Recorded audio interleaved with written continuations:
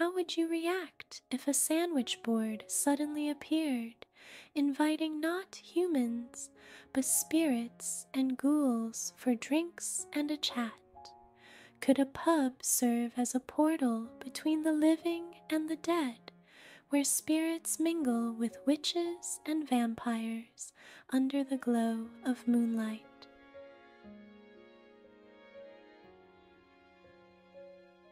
This is Serene from Serenity Haven, and today I will be narrating the story Midnight Mischief, Drinks and Drama at a Ghostly Gathering.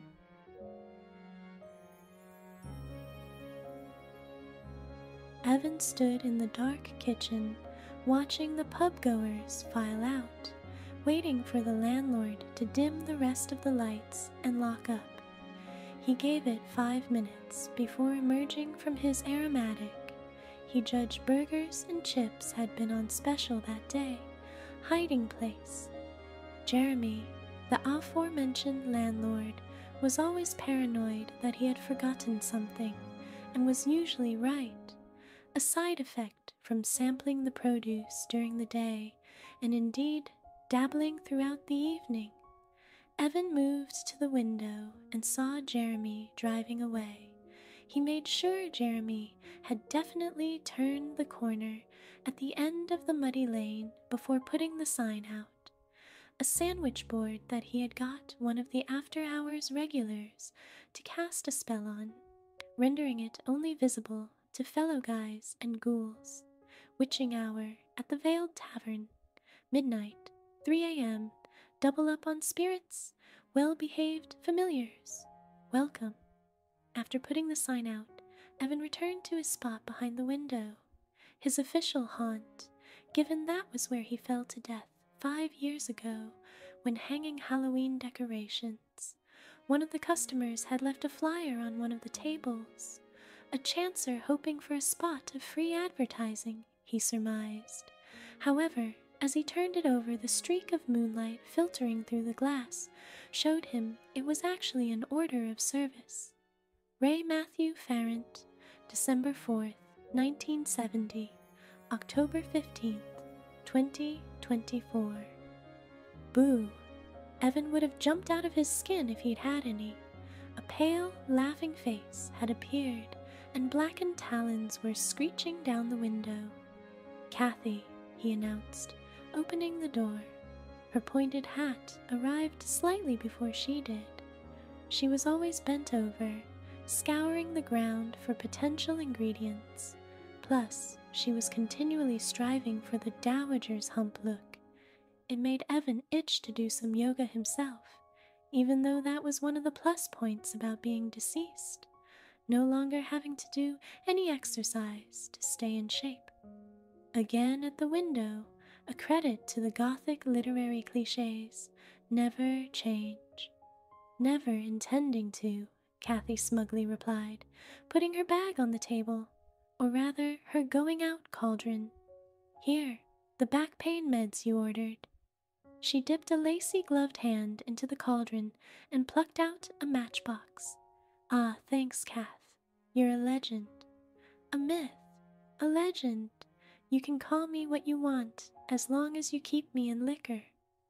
Evan still sometimes felt the pain from his life-ending injuries, just like how the living could experience phantom limb pains from where they'd had an arm blown off.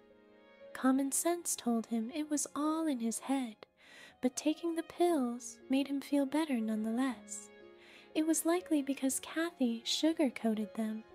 He didn't have to worry about things like getting diabetes anymore. Another pro of being conned out of life. Cathy was examining the same printout he'd been reading. I guess the wake was here then, was it? Cathy said, reaching over the bar to grab a bag of peanuts. Jeremy always assumed his staff were choosing to tip themselves with bar snacks, and luckily for everyone involved, chose to turn a blind eye. Yep, he was a popular guy, judging by the turnout. A handsome one, too, sighed Cathy. Steady now, he's only been gone 5 minutes. Cathy shrugged. then held her hand out to catch the bottle of red Evan slid over to her. On the house, as payment for the magic pills, they were interrupted from further analysis of the dearly departed Ray Matthew Farrant by the sound of wings beating down the chimney. "Here he comes," said Cathy, not looking up from decanting most of the bottle of wine into a pint glass. She was never one for small measures. The bat flew out, knocking some of the smoldering embers onto the rug in front of the fireplace. Evan was already waiting in position with an ash shovel. They ignored the winged mouse, as Cathy had once dubbed it, and to its face as well, after a night of 3 for 2 on tequila shots, while it did its traditional circuit of the pub.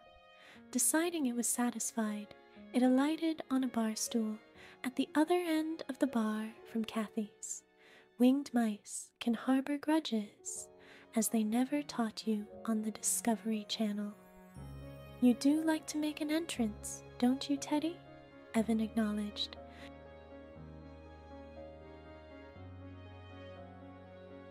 "It's Edward," haughtily corrected the man, now sitting on the stool, elegantly repositioning his cape so it was no longer under his posterior. "Mother didn't like it when it got creased." "Whatever you say, Eddie," said Evan, while Cathy snorted on a glug of wine. "Your usual, sir." "Please," replied the vampire, topping up his face powder from a compact he kept in one of the pockets of the cape that Mother had kindly sewn in. Evan laid out a little napkin, as he knew Teddy liked, and placed a Bloody Mary on it. "No garlic, yes?" asked the vampire, his lip quivering. "No garlic." Edward nodded his thanks. Evan detected a flare of the nostrils just before he took a sip, though. He guessed that was what came of being so used to Mother doing everything for him. He was surprised she let him out at all, even if he was approaching his 550th birthday. No, that's not a typo. "So what's new?" Edward asked, dabbing daintily at his mouth with another napkin. Evan reckoned he usually got through more napkins per night than drinks. Cathy held up the summary of Ray Matthew Farrant's life. "This have a butcher's." "Hold the steak," Edward tittered. "Bit of vampire humor there for you." "I'll hold my laughter instead," Cathy drolly replied, topping herself up. Edward took his turn in examining the booklet. Rather young, such a pity. He looked succulent. "Would you calm down, the pair of you? It's like a gawking pair of teenagers," tutted Evan. His punters scowled, but complied. "You didn't argue with the man who was pouring the drinks. There was a rapping at the door. The witch, the vampire, and the spirit exchanged glances. "You can just come through, you know," bellowed Cathy, who now sported a boozy line of lipstick, the doorknob rattling. "No, not like that," sneered Edward. "Pass through." Evan held back from giving the guy a hand. It was better to learn the new ways as early as possible. There was a faint, exasperated huff behind the door, but then a hand emerged from its center. "That's it, mate. You've got this," shouted Cathy. Edward touched his earlobes, hoping to indicate there was really no need for such volume. But of course this gesture was lost on the witch. The full form of the succulent, handsome, gone too soon, Ray Matthew Farrant eventually forced its way through. "Why, hey!" Cathy applauded the bemused spectre. "Late for your own funeral, old chap," noted Edward. "Greetings. Pull up a pew." "Ray, isn't it?" asked Evan. Ray looked around the pub and then down at his shoes. He patted his chest, then rested his hand there, where once a heart had beat. "Do you know," began Ray, "I'm not even sure anymore." "Welcome to the club," laughed Edward. "You spend life trying to figure it all out. said Cathy, stifling a hiccup. Then death comes along, and you wonder why you spent all that time worrying about it. You're not exactly dead, Cath, Evan pointed out. Yeah, but I spend enough time with them to bleed and know what I'm talking about. Thank you. Anywhere. Where was I? You did good, Ray. She waved the order of service about. Come see what they've written about you. Cathy patted the stool next to hers. Evan started mixing the newbie Negroni special. He liked to serve the latest lost souls, while he watched the old familiar scene play out. There were lessons to learn in death, as well as life, as it turned out, contrary to whatever bollocks Cathy was spouting. And an early one most of the men learned was not to sit too close to Cathy, who either wanted to kiss you or turn you into a toad. There seemed to be no middle ground. I think I shall take my leave now, announced Edward. He held out a jaundiced hand for Ray to not want to shake. Welcome to the rest of your death, and don't overdo it on Evan's Negronis. The hangover will make you want to die all over again. There are still hangovers, Ray asked Evan after he had recovered from the sight of Edward morphing into a bat and exiting through the chimney. Yep, but the pills are better, confirmed Evan, winking at Cathy. And you want to know what else is better? Cathy asked Ray, then leaned forward to cup a hand to his ear, making sure he got a good look at her cleavage. Evan sighed.